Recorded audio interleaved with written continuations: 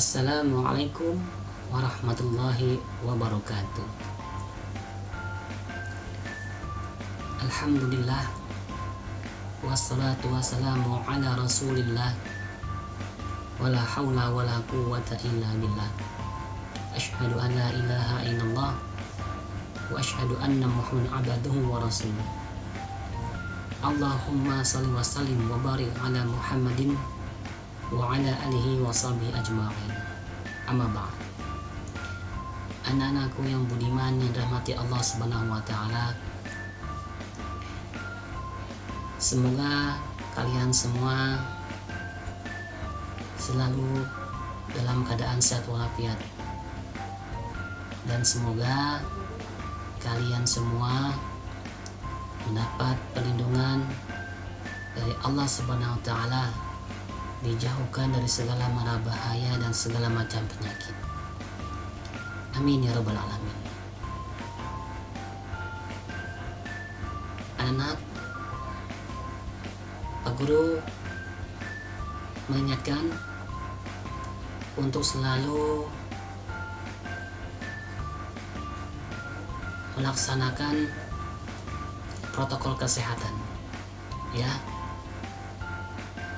Jangan sampai kalian terkena oleh dampak COVID-19. Ya, untuk itu tetap jaga kebersihan, cuci tangan, jika kemana-mana keluar rumah misalkan, jangan lupa gunakanlah masker, ya. Baik, anak-anakku yang budiman yang dirahmati Allah Subhanahu wa taala, sebelum kita mulai aktivitas belajar kita, alangkah baiknya kita berdoa terlebih dahulu agar proses pembelajaran jarak jauh kita Allah berikan kelancaran. Semoga materi, ya, ilmu yang Pak Guru sampaikan bermanfaat dan menjadi keberkahan kalian kita semua. Amin ya rabbal alamin. Berdoa dimulai.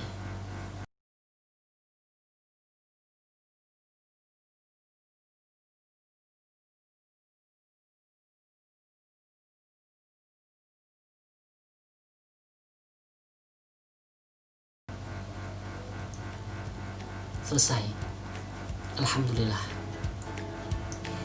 Taib, anak-anakku, pada kesempatan kali ini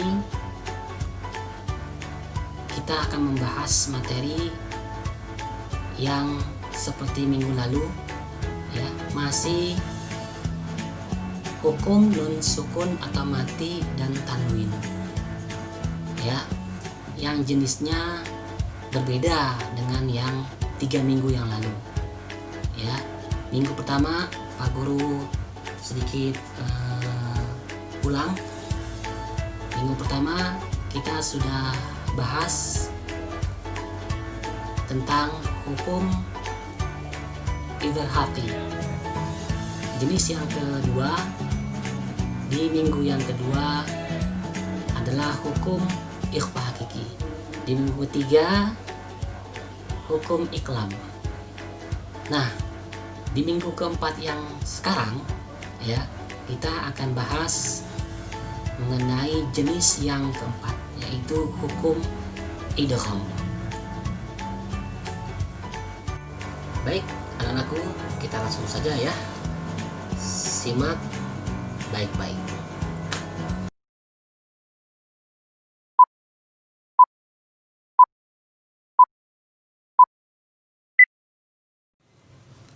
Idgham.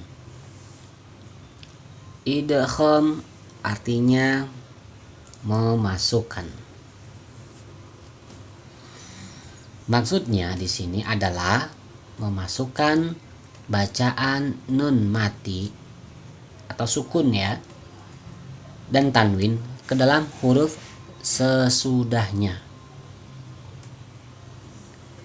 Nun mati atau tanwin dibaca idgham apabila bertemu dengan huruf ya, nun, mim, waw, lam, dan ro.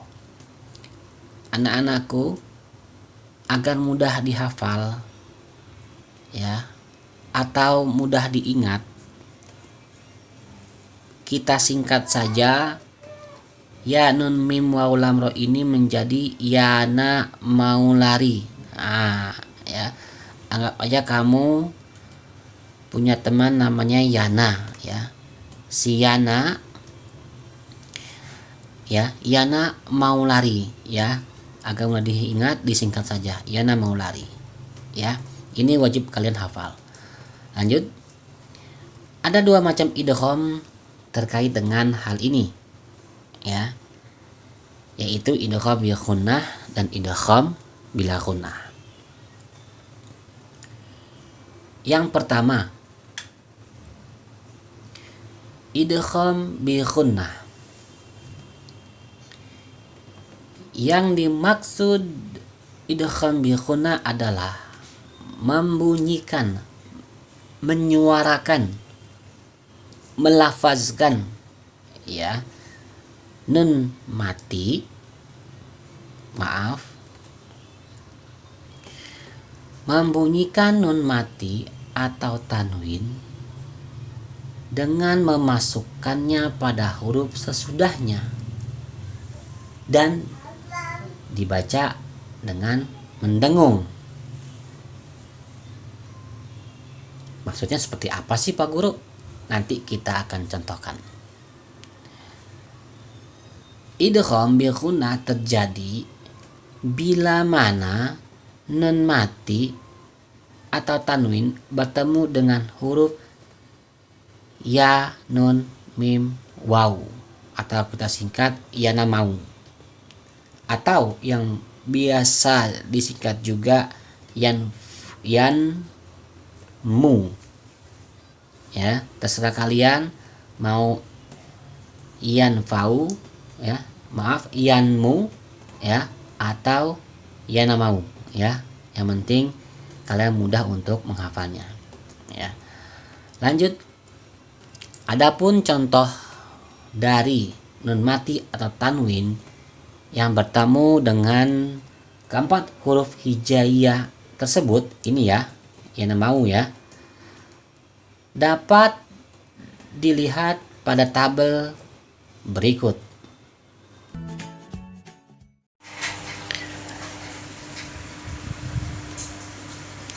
Nah, contohnya yang pertama di sini, contoh yang pertama tulisannya man yaqulu, man yaqulu ya. Berhubung arti idgham yang Pak Guru jelaskan tadi adalah memasukkan ya, maksudnya huruf sesudahnya ya. Maksud huruf sesudahnya itu ya, sesudah nun, nah huruf ya, nah dimasukkan huruf ya-nya sehingga seakan-akan double huruf ya-nya, atau seolah-olah ya-nya bertasydid, seolah-olah bertasydid padahal tidak bertasydid ya. Nah, cara membacanya seolah-olah bertasydid ya. Kalau sudah bertasydid berarti bacanya didobelkan, ditekan sehingga double bacaannya. Maksud Pak Guru seperti itu. Seperti apa? Contohnya nih, ketika kita ingin membacanya ya, dobelkan ya, masukkan huruf ya-nya lagi ya, seolah-olah bertasydid padahal tidak bertasydid ya. Hurufnya jadi ada dua ya. Seperti itu maksud Pak Guru ya. Pak Guru contoh bacanya ya. Yang tadinya man ya, yaqulu, ketika dibaca ya kita dobelkan, tasydidkan, ya tekan sedikit, ya sehingga berdengung, ya. Mayyaqulu, sekali lagi, mayyaqulu, sekali lagi, mayyaqulu. Seperti itu anak-anak ya, paham ya. Nah, untuk keterangannya ya, jika ada nanti pertanyaan ya, ketika ada soal ya, nun sukun bertemu dengan huruf ya disebut titik-titik. Jawabannya pastinya idgham bi khunnah, ya, idgham bi khunnah, ya.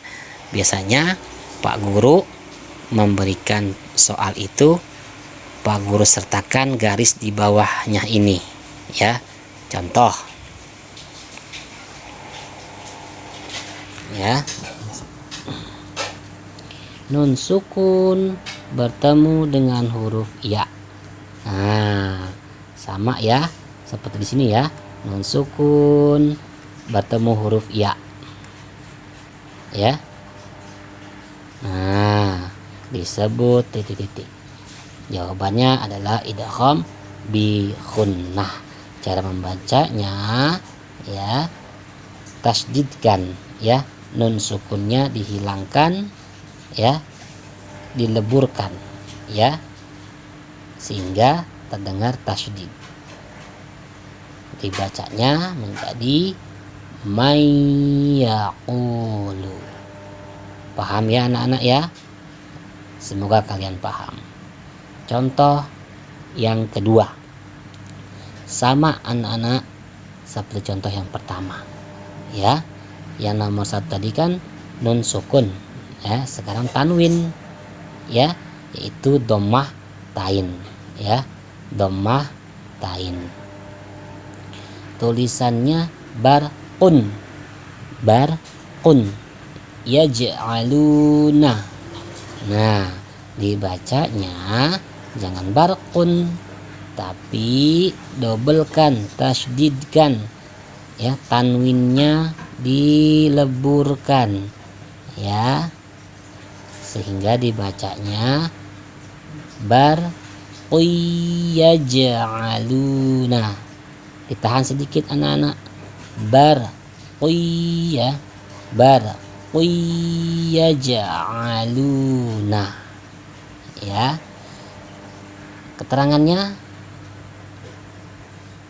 jika nanti ada pertanyaan ya, contoh tanwin ya, tanwin itu yang seperti ini ya, dhammah tain, fathah tain atau kasroh tain. Pak Guru biasanya Pak Guru tulis di pertanyaan itu, di soal itu, dhammah tain ya bertemu dengan huruf ya disebut titik-titik. Jawabannya adalah idgham bi khunnah ya, karena huruf ya ini ya adalah huruf idgham bi khunnah ya. Nih ya, kalian harus hafal dulu ya, harus hafal dulu. Idgham bi khunnah hurufnya ada 4 yang tadi sudah Pak Guru jelaskan ya, disingkat menjadi yana mau. Nah, hurufnya ya, nun, mim, dan waw ya. Seperti biasa Pak Guru membuat pertanyaan itu sama seperti nomor 1. Pak Guru beri garis bawah, dhammah tain bertemu dengan huruf ya disebut titik-titik. Jawabannya idgham bi khunnah. Kalian harus hafal hurufnya ya. Huruf idgham bi khunnah ada 4, yaitu yana mau, ya, nun, mim, waw. Paham ya? Contoh yang ketiga, Pak Guru mencontohkan 3 saja ya. Nah, nanti selebihnya bisa kalian praktekkan. Contoh yang keempat dan kelima. Contoh yang ketiga Simak ya, fokus. Tulisannya an nafsin, an nafsin. Ketika ingin dibaca jangan an ya, akan tetapi masukkan huruf nun sesudahnya ya. Kalau masih bingung, seperti contoh yang nomor 1 dan nomor 2 ya, seolah-olah ada tasydidnya. Ketika dibaca, kalau sudah bertasydid berarti bacaannya harus double, tahan sedikit ya, seperti di samping ini ya. Cara bacanya yang ketiga, an nafsin, ditahan dikit ya nak, idgham bi gunnah sehingga berdengung dia nantinya ya. Sekali lagi aku contohkan, an ya, an nafsin, tahan dikit, an nafsin, begitu ya, seolah-olah ada tasydidnya padahal tidak ada tasydidnya. Kalau sudah bertasydid bacanya kamu dobelkan. Pahami anak ya. Nah, sekali lagi, jika nanti ada pertanyaan nun sukun bertemu dengan huruf nun disebut titik-titik, jawabannya adalah idgham bi gunnah. Paham sampai sini anak? Semoga kalian paham. Intinya ya, kalian harus hafal betul huruf-huruf idgham bi gunnah. Apa saja tadi? Yana mau. Sekali lagi, yana mau. Ya, nun, mim, waw. Begitu ya. Semoga kalian paham.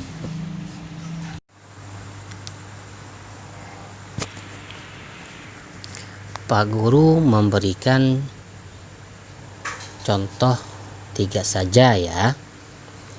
Nanti selebihnya bisa kalian praktekkan.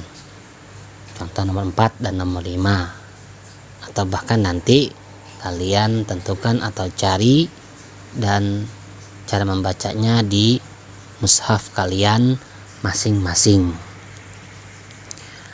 Taib anak-anakku, selanjutnya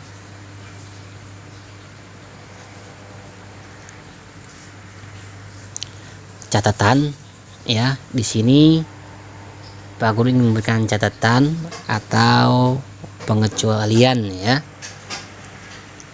yang mana hukum nun mati yang bertemu dengan huruf-huruf yana mau dibaca idgham bi gunnah jika terjadi tidak dalam satu kata.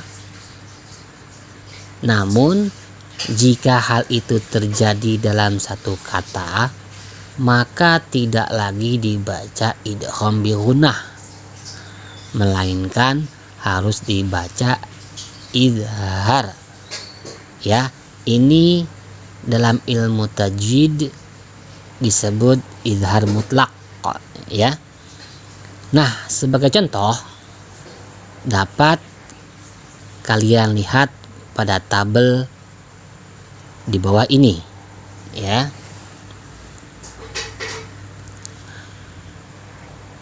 Ini sudah Pak Guru buatkan 4 contoh ya. Nah, contoh yang pertama itu yang tertulis sin wan nun, tulisannya ya, sin wan nun, dibacanya tetap sin wanun ya. Inilah ilmu tajwid yang membedakannya. Hanya 4 yang tetap dibaca jelas atau dibaca izhar ya. Jika kalian menemukan seperti ini dalam satu kata Nih ya nak ya, ini kan kata nih ya, ini kata nih ya, dalam satu kata tuh ya, di tengah-tengah deh pokoknya deh, yang nyambung-nyambung nih tuh ya, kan nyambung nih tuh, nyambung ya, nyambung, sambung ya, dalam satu kata pokoknya. Kalian cara bacanya tidak boleh menjadi idgham bi gunnah ya, jangan kalian dobelkan bacanya, jangan kalian tasdidkan bacanya, tapi kalian langsungkan saja seperti membaca izhar ya. Nah, dalam ilmu tajwid disebut izhar mutlak ya. Bacain ya, tulisannya sin wanun, dibacanya tetap sin wanun ya. Ingat dalam satu kata ya. Di sini juga sudah Pak Guru buatkan keterangannya. Nun sukun bertemu dengan huruf wa ya. Nun sukun bertemu dengan huruf wa yang kedua. Yang ketiga nun sukun bertemu dengan ya. Ya. Yang keempat nun sukun bertemu dengan ya. Ya. Pak Guru percepat. Intinya di sini ada 4 ya kata ya, yang mana dalam kata ini, dalam satu kata maksud Pak Guru ya, ada huruf idghamnya, akan tapi ketika dibaca jangan idgham ya. Nah, seperti kalian sering menyebut dunia, contoh yang keempat, dunia ini artinya dunia ya, dunia, dunya, dibacanya jangan duya ya, jangan duya, tapi tetap bacaannya dun ya. Paham ya anak-anak ya?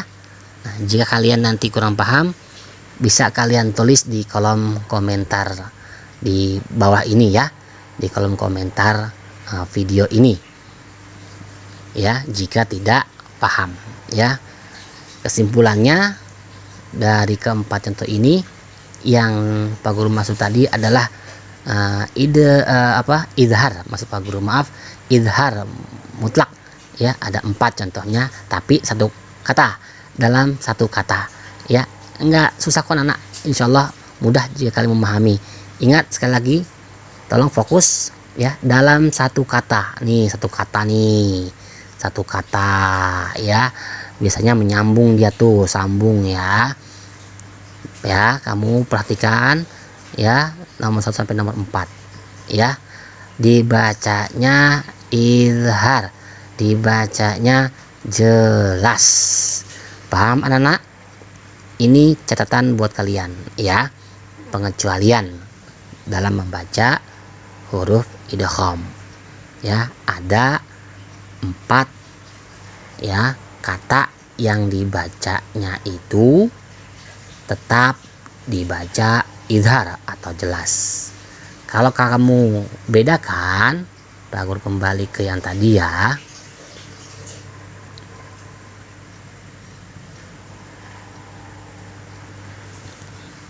Nah, ini anak-anak, perbedaan antara idgham bi gunnah dengan izhar mutlak yang barusan tadi. Ingat ya, dalam satu kata yang tadi ya. Nah, sedangkan yang contoh kelima ini di lain kata nih, lihat nih, man tuh lain kata, nggak nyambung ya, nggak disambung. Kun ya nggak disambung. An naf nggak disambung. Hittatun nggak disambung ya. Min malin nggak disambung ya, sehingga kelima ini disebutnya idgham bi gunnah. Begitu anak-anak perbedaannya ya. Nah, jika nanti kamu membaca di mushaf kalian masing-masing ada huruf idgham yang satu kata, nah bacaannya jangan kamu idghamkan, tapi kamu baca jelas, kamu baca izhar. Paham ya? Dalam satu kata, ini kan di lain kata nih tuh, ya, di lain kata. Biasanya di lain kata itu tulisannya tidak disambung, ya, tidak disambung tuh, ya, perhatikan, tidak disambung. Ini perbedaannya, tidak disambung. Contoh yang ke satu, tidak disambung. Ya, ini kalau nggak disambung atau di lain kata, istilah Pak Guru seperti itu disebutnya idgham bi gunnah. Lain halnya dengan tadi. Ya, kalau di satu kata, ya, biasanya tulisannya nih tuh nyambung kan. Nah, nyambung kan. Contoh yang ketiga, nyambung kan. Nah, dibacanya tidak boleh idgham, melainkan tetap dibaca izhar atau dibaca jelas, ya. Sinwa tetap dibaca sinwa, jangan siwa, jangan kamu tasydidkan, nggak boleh. Itu ilmu tajwid, ya. Itulah guru-guru kita terdahulu mengajarkan seperti itu, ya. Sampai ahli-ahli Quran pun terdahulu pun cara bacanya demikian. Ada 4 kata ini, di satu kata dibacanya tetap izhar atau jelas. Fahimtum? Nah, fahimna, insyaallah, semoga kalian paham, ya. Taib, kita lanjutkan idgham yang kedua, yaitu idgham bila gunnah. Idgham bila gunnah adalah membunyikan nun mati atas sukun dan tanwin dengan memasukkannya pada huruf sesudahnya dan dibaca tanpa mendengung. Jadi anak-anak, perbedaan idgham bil gunnah dengan bila gunnah ada di cara membacanya, yaitu mendengungkan dan tidak didengungkan. Kalau idgham bil gunnah cara bacanya didengungkan, sedangkan idgham bila gunnah tidak didengungkan. Jadi cara bacanya tidak boleh berlama-lama. Nanti Pak Guru contohkan. Lanjut. Jadi bacaan nun mati atau tanwin hilang dan lebur dengan huruf sesudahnya dengan mentasydidkannya. Sama ya, seperti bi gunnah, ya. Tapi bedanya tadi yang Pak Guru katakan tanpa didengungkan. Idgham bila gunnah terjadi bila nun mati atau tanwin bertemu dengan huruf lam dan ro. Adapun contoh dari nun mati atau tanwin yang bertemu dengan kedua huruf hijaiyah tersebut dapat dilihat pada tabel berikut.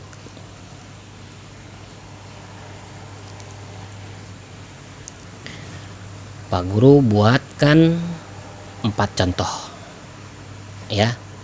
Tapi tidak semua Pak Guru berikan contoh cara membacanya, ya. Nanti kalian yang meneruskannya di mushaf kalian masing-masing. Contoh yang pertama, tulisannya lain, Pak Guru ulangi, lain lam yantahi. Ketika dibaca, ya, ingat ya, sama halnya dengan idgham bi gunnah. Sama-sama ya, seolah-olah ya. Nah, tasdid ini Pak Guru sertakan tasdidnya.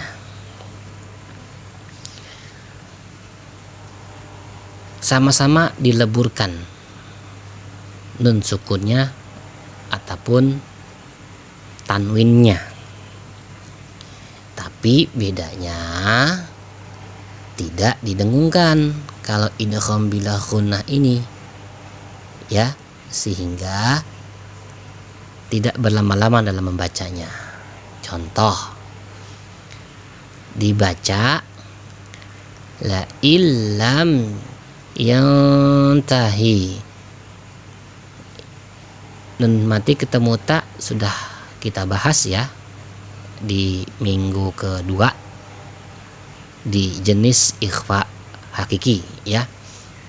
Ikhfa berarti samar, artinya cara bacanya didengungkan, ditambahkan huruf ang atau g ya. Semoga kalian masih ingat ikhfa hakiki.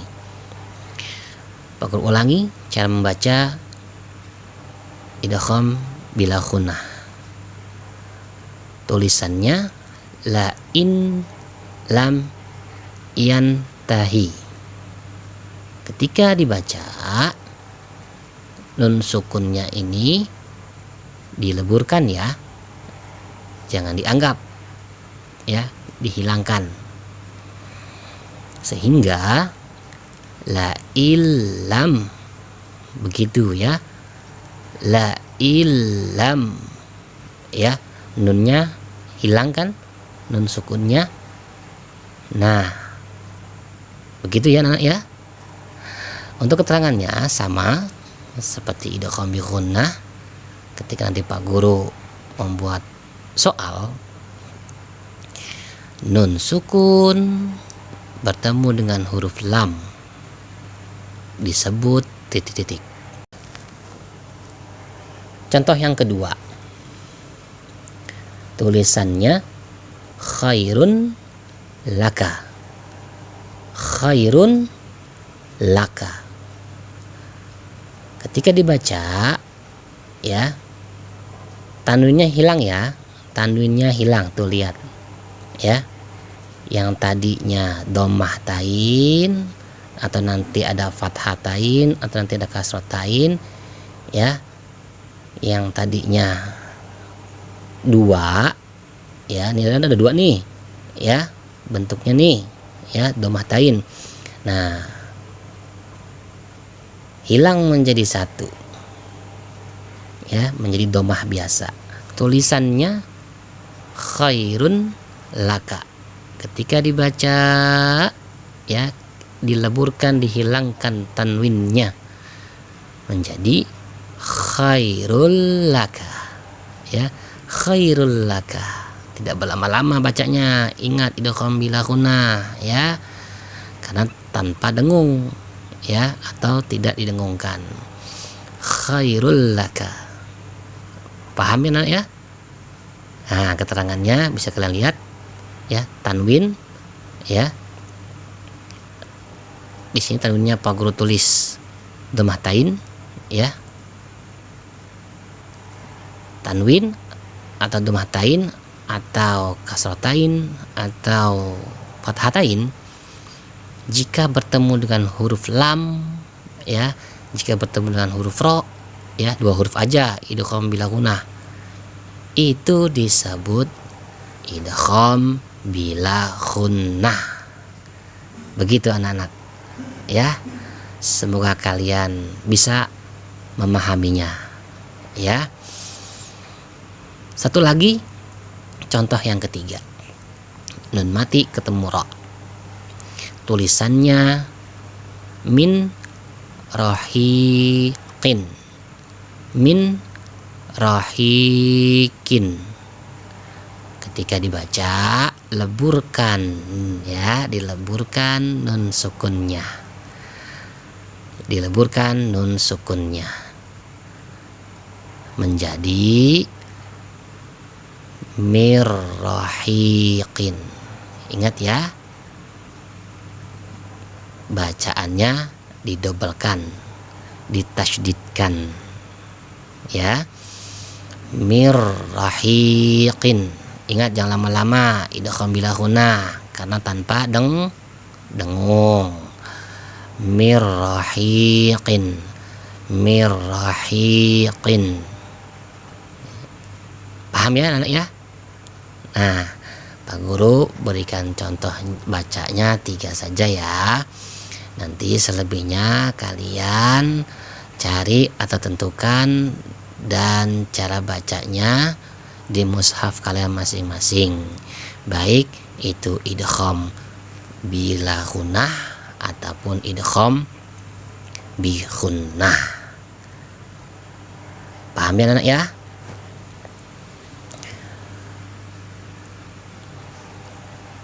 Sampai di sini ya, Pak Guru cukupkan. Jika nanti ada pertanyaan, jangan lupa bisa kalian tulis di kolom komentar pada video ini, atau boleh kalian japri Pak Guru via WA ya. Pak Guru akhiri sebelum dan sesudahnya, apabila ada kekurangan itu datangnya dari Pak Guru. Jika ada yang lebih itu datangnya dari Allah Subhanahu wa taala. Karena Pak Guru hanyalah yang fakir. Yang benar hanyalah Allah Subhanahu wa taala. Wallahu a'lam bishawab. Nasrun minallah wa fathun qarib. Fastabil khairat. Wassalamualaikum warahmatullahi wabarakatuh. Mari kita ucapkan alhamdulillah bersama-sama.